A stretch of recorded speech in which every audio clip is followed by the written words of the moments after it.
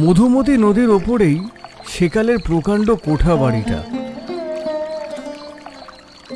রাধামোহন নদীর দিকের বারান্দাতে বসে একটা বই হাতে নিয়ে পড়বার চেষ্টা করলো বটে, কিন্তু বইয়ে মন বসাতে পারল না। কেমন সুন্দর ছোট্ট গ্রাম্য নদীটি, ওপারে বাঁশবন, আমবন, বহু কালের ফলের বাগান যেন প্রাচীন অরণ্যে পরিণত হয়েছে। একা এত বড় বাড়িতে থাকতে বেশ লাগে, খুব নির্জন। পড়াশোনা করবার পক্ষে কিংবা লেখাটেখার পক্ষে বেশ জায়গাটি। তাদেরই পৈতৃক বসত বাটি বটে, তবে কতকাল ধরে তারা কেউ এখানে আসেনি, কেউ বাস করেনি। রাধামোহনের বাবা শ্যামাকান্ত চক্রবর্তী তার বাল্য বয়সে এ গ্রাম ছেড়ে চলে যান। মেদিনীপুরে তার মামার বাড়ি। সেখান থেকে লেখাপড়া শিখে মেদিনীপুরে ওকালতি করে বিস্তর অর্থ উপার্জন করেন এবং সেখানে বড় বাড়িঘর তৈরি করেন। স্বগ্রামে যে একেবারেই আসেননি তা নয়, তবে দু একবারের জন্য এসেও বেশি দিন থাকেনও নি। অত বড় পয়সাওয়ালা উকিল থাকলে তার চলতো না। গ্রামের বাড়িতে জ্ঞাতি ভাইরা এতদিন ছিল, তারা সম্প্রতি এখান থেকে উঠে গিয়ে অন্যত্র বাস করছে। কারণ গ্রামে বসে থাকলে আর সংসার চলবার কোনো উপায় হয় না। যা কিছু জমি জমা আছে না দেখলে থাকে না। বাড়িটারও একটা ব্যবস্থা করতে হয়, নইলে বাড়ি ঘর সব নষ্ট হয়ে যাবে। রাধামোহন নিজে গত বছর ওকালতি পাশ করে পরলোকগত পিতৃদেবের পসারে বসেছে। এবার দেশের চিঠি পেয়ে পুজোর ছুটিতে একাই গ্রামে এসেছে বাড়িঘর এবং জায়গা জমির একটা বিলি ব্যবস্থা করতে। পাশের বাড়ির বৃদ্ধ ভৈরব বাড়ুজ্যে দুদিন খুব দেখাশোনা করেছেন। তিনি জোর করে তার বাড়িতে রাধামোহনকে নিয়ে গিয়ে কদিন খাইয়েওছেন, নইলে রাধামোহন নিজেই খাবে পৈতৃক ভিটেতে, এই ঠিক করেই এসেছিল। ভৈরব বাড়ুজ্যের বড় ছেলে কেষ্ট এসে বলল, দাদা চা খাবেন? আসুন। তুই নিয়ে আয় এখানে কেষ্ট, বেশ লাগছে সন্ধ্যাবেলাটা নদীর ধারে, বুঝলি? আনবো? সেই ভালো, যা নিয়ে আয়। গ্রামের সবাই অবশ্যই আত্মীয়তা করেছে, ভালোবেসেছে। বৃদ্ধ লোকেরা বলেছে, আহা তুমি শ্যামাকান্তদার ছেলে, কেন হাত পুড়িয়ে রেঁধে খেতে যাবে? আমরা তো মরিনি এখনো, এসো আমাদের বাড়ি এসো। রাধামোহন সকলের কাছেই কৃতজ্ঞ। কেষ্ট চা দিয়ে কিছুক্ষণ গল্প করে চলে গেল। তারপর রাধামোহন আবার একলা। অন্ধকার রাত্রি, মধুমতির জলে তারা ভরা আকাশের ছায়া পড়েছে। রাধামোহন বসে বসে ভাবছে, এই এত বড় বাড়িটা তার ঠাকুরদা তৈরি করেছিলেন কেন এখানে? সেকালের পুলিশের দারোগা ছিলেন তিনি, অনেক পয়সা রোজগার করেছেন বটে, কিন্তু বৈষয়িক বুদ্ধি ছিল না সেকালের লোকের। এই বন জঙ্গলে ভরা গ্রামে কেউ পয়সা খরচ করে বাড়ি করে? কি কাজে আসছে এখন এই বাড়িটা? আচ্ছা, সুরকির কলওয়ালারা বাড়িটা নেয়, তাহলে পুরনো ইটের দরে বাড়িটা বিক্রি করা যায়। খুট করে কিসের শব্দ শোনা গেল।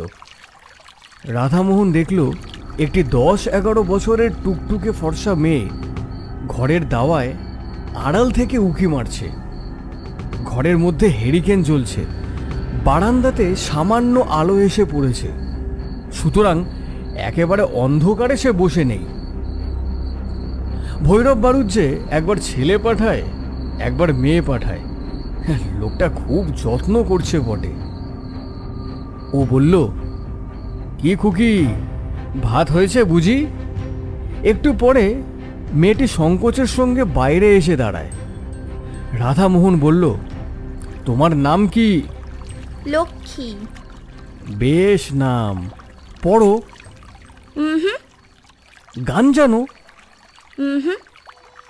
রাধামোহন হেসে বলল, তবে তো মুশকিল দেখছি। বিয়ের বাজারে তুমি যে বিপদে পড়বে। রান্না? বালিকা ঘাড় নেড়ে জানায় সে রান্না জানে। ওই একটা ভালো গুণ রয়েছে তোমার। কি কি রান্না জানো? সব। সব? বাহ, বেশ। খুকি, তুমি বসো। বালিকা সলজ্জভাবে ঘাড় নেড়ে বলল, না, বসবো না। কেন, কাজ আছে? না। তবে বসো। না, আমি যাই, তুমি খেয়ে এসো।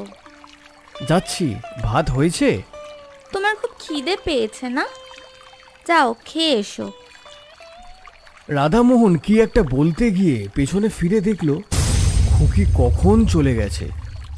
সে একটু পরে বাড়ুজ্যে বাড়িতে খেতে গেল। ভৈরব বাড়ুজ্যে বললেন, এসো বাবাজি এসো, রান্নাও হয়ে এলো প্রায়। রাধামোহন বলল, হ্যাঁ, আপনার মেয়ে ডাকতে গিয়েছিল যে। খাওয়া দাওয়া করে রামমোহন চলে এলো। একা নির্জন বাড়িতে তার বেশ লাগে। তার পূজ্যপাদ পিতৃপুরুষেরা যেন অদৃশ্য চরণে এখানে বিচরণ করছেন। এই বাড়িতে তার পিতামহ বাল্যকালে খেলে বেরিয়েছেন। তার পিতামহী নববধূরূপে প্রথম এসে দুধে আলতায় পা রেখে দাঁড়িয়েছেন এ বাড়ির প্রাঙ্গণে। আজ তারা বিদেশে গিয়ে বড় বাড়ি ফেরে বাস করছে, দেশকে ভুলেছে। গভীর রাত্রে ঘুমের ঘোরে সব পূর্বপুরুষেরা যেন এসে অনুযোগ করেন, কেন আমাদের ছেড়ে চলে গেলে? কি করেছিলাম আমরা? পরদিন সকালে উঠে সে নিজের জমি জমা নিয়ে ব্যস্ত রইল। সারাদিন কাটল সেভাবে। রাত্রে বারান্দাতে বসেছে, আবার সেই খুকিটি এসে দরজার আড়ালে দাঁড়ালো। প্রথমটা রাধামোহন টের পায়নি। বড় লাজুক মেয়ে, নিঃশব্দ চরণে কখন এসে যে দাঁড়ায়। ও খুকি, ভাত হয়েছে নাকি? আজ দেরি হবে, মাংস রান্না হচ্ছে তোমার জন্যে। সত্যি? তবে তো আজ ফিস্টের ব্যবস্থা। ও, তুমি বুঝি ফিস্ট বুঝতে পারলে না? ভোজ যাকে বলে, কি বলো? খুকি হেসে চুপ করে রইল। বেশ মেয়েটি, বেশি কথা বলে না, শান্ত সলজ্জ ব্যবহার। তোমার মামা বাড়ি কোথায় খুকি? ভুলে গিয়েছি। ভুলে গিয়েছি? কিরকম? সেখানে যাও না? খুকি ঘাড় নেড়ে বলল, না। রাধামোহনের হাসি পেল খুকির কথায়। বেশ নিঃসংকোচ ভাব ওর। তুমি একা এসেছো কেন? কেন বলো তো? বৌঝিদের নিয়ে এসো, এত বড় বাড়ি পড়ে আছে, আমোদ করুক। তোমার তাই ইচ্ছে খুকি? খুব, আমি তো তাই চাই। কেন? কতকাল এ বাড়ি এমনই পড়ে আছে না, কেউ পিদিম দেয় না।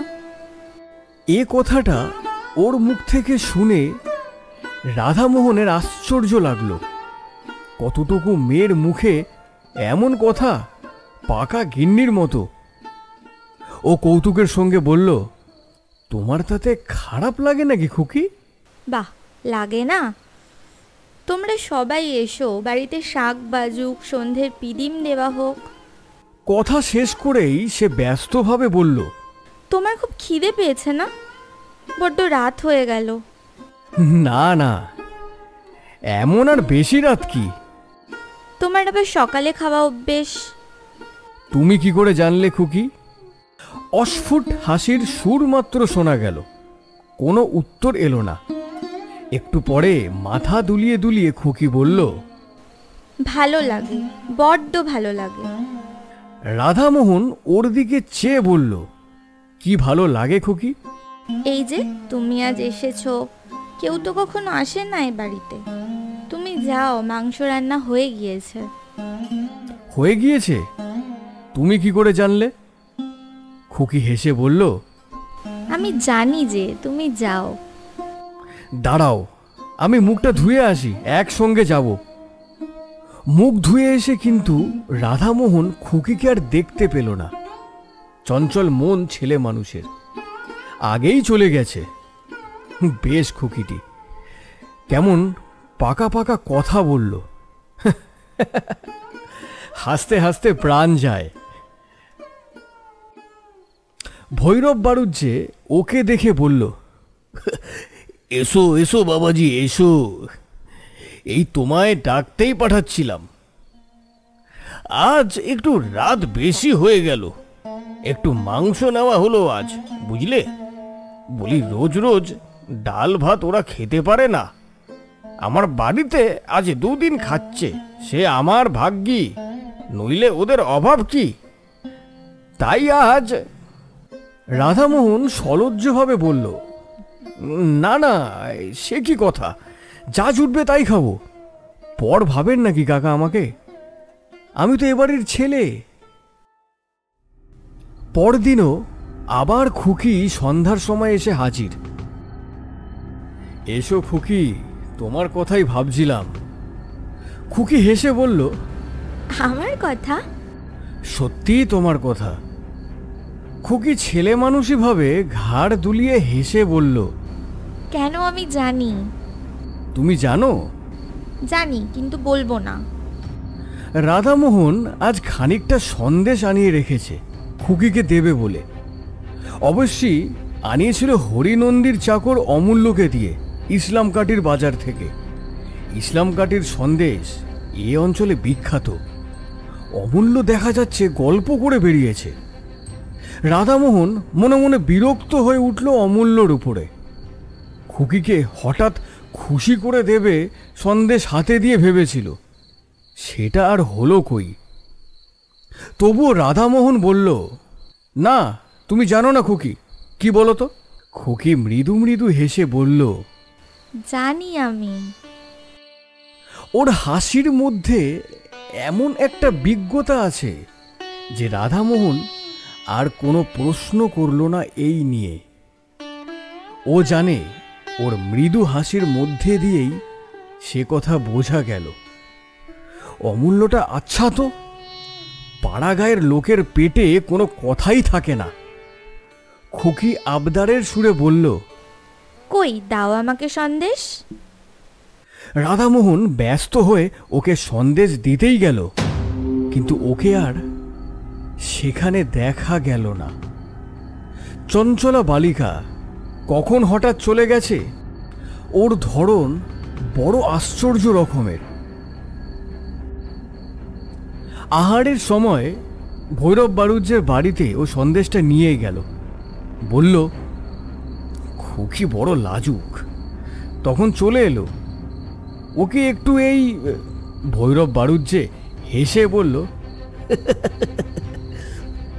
খুকি বুঝি তোমার কাছে গিয়েছিল? রোজই যায়, গল্প সল্প করে। তাই নাকি? হ্যাঁ, ওই একটু লাজুক বটে, খুব ছেলে মানুষ তো। পরদিন সন্ধ্যায় খুকি আবার নির্দিষ্ট স্থানটিতে এসে দাঁড়ালো বারান্দাতে। রাধামোহন বলল, কাল অমন করে চলে গেলে কেন তুমি? আমি ভারী রাগ করেছিলাম কিন্তু।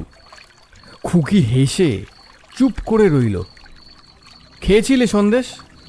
বারে, যখন তুমি বললে ওই তো আমার খাওয়া হয়ে গেল। পরক্ষণেই সে যেন স্নেহের সুরে বলল, তুমি এই এসেছো, আমার কত ভালো লাগছে।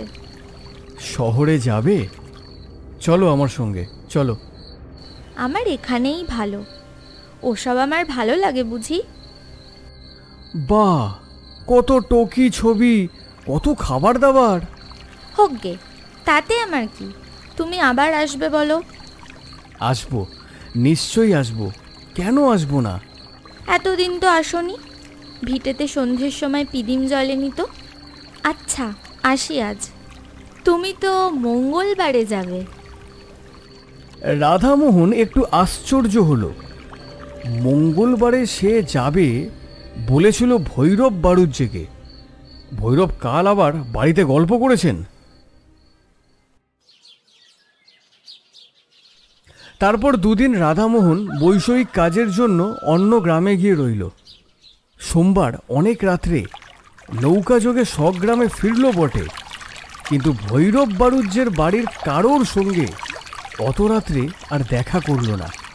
ঘরে চিড়ে ছিল, তাই খেয়ে রাত কাটালো। পরদিন সে যাবার জন্য তৈরি হচ্ছে। ভৈরব এসে বলল, বাবাজি, কাল কত রাত্রে এলে? খেলে কোথায়? আমাদের ডাকা তোমার উচিত ছিল। তুমি তো ঘরের ছেলে, এত লজ্জা করো কেন? আপনার খুকিটিকে একবার ডেকে দিন না। বেশ বেশ, এক্ষুনি ডাকছি, দাঁড়াও দাঁড়াও, এক্ষুনি ডাকছি। একটু পরে একটি 8 বছরের কালো মতো মেয়ের হাত ধরে ভৈরব বাড়ুজ্যে সেখানে নিয়ে এলেন। এ খুকি তো নয়, এর দিদি মনে হয়। এর দিদির তো বিয়ে হয়ে গিয়েছে, সে তো শ্বশুর বাড়ি আছে। তুমি তাকে দেখোনি বাবু? তবে আপনাদের বাড়ির অন্য কোনো মেয়ে? আমার বাড়িতে বাবাজি আর কোনো মেয়ে নেই, তবে অন্য কোনো মেয়ে, কিন্তু না, আর কোনো মেয়ে এ পাড়ায় নেই ও বয়সের। 2 ঘর তো মোটে ব্রাহ্মণের বাস। বয়স কত? রাধামোহনের হঠাৎ মনে পড়ে গেল, ওর নাম বলেছিল লক্ষ্মী। লক্ষ্মী? সে আবার কে? কই, ও নামের মেয়ে এ গ্রামে নেই। তোমার শুনতে টুনতে ভুল হয়ে থাকবে বাবাজি। শুনতে ভুল হতে পারে নামটা, কিন্তু সে খুকিটি কে সে তো আর ভুল হবে না। কই বাবাজি, বুঝতে পারলাম না। ও বয়সের ও নামের মেয়ে আমাদের পাড়ায় কেউ নেই। রাধামোহন চিন্তিত মনে বিদায় নিল। আশ্চর্য ব্যাপার, খুকি বা আর দেখা করতে এলো না কেন? স্বগ্রাম থেকে ফেরবার 2 বছর পরে রাধামোহন তার পিসির বাড়ি গিয়েছে জব্বলপুরে। সেখানে পুরনো এক ফটো অ্যালবাম খুলে দেখতে দেখতে একটি মেয়ের ফটোতে চোখ পড়ল। এই মেয়েটিকে সে যেন কোথায় দেখেছে, ঠিক মনে পড়ল না। পিসিমাকে ডেকে ফটোটা দেখাতে তিনি বললেন, একে তুই দেখবি কোথায়? ও তো আমার ছোট বোন, তোর ছোট পিসি। 12 বছর বয়সে মারা যায়, তখন তুই কোথায়? তোর মারও বিয়ে হয়নি, আমরা তখন সব আমাদের গায়ের বাড়িতেই থাকি। তারপর পিসিমা কতকটা যেন আপন মনেই বললেন, আহা, একটু একটু মনে হয় ওকে, বেশ দেখতে ছিল। সে আর 40 বছরের কথা। তারপর তোর বাবাও দেশ ছেড়ে মেদিনীপুর চলে এলো, দেশের বাড়িতে যাওয়াই হয়নি। বিয়ের পর আমি একবার মোটে গিয়েছিলাম, সেও আজ থেকে 20 বছর আগের কথা। রাধামোহন অবাক হয়ে চেয়ে রইল অ্যালবামখানা হাতে করে। হঠাৎ মনে পড়াতে বলল, কি নাম ছিল ছোট পিসিমার? পিসিমা উত্তর দিলেন, লক্ষ্মী।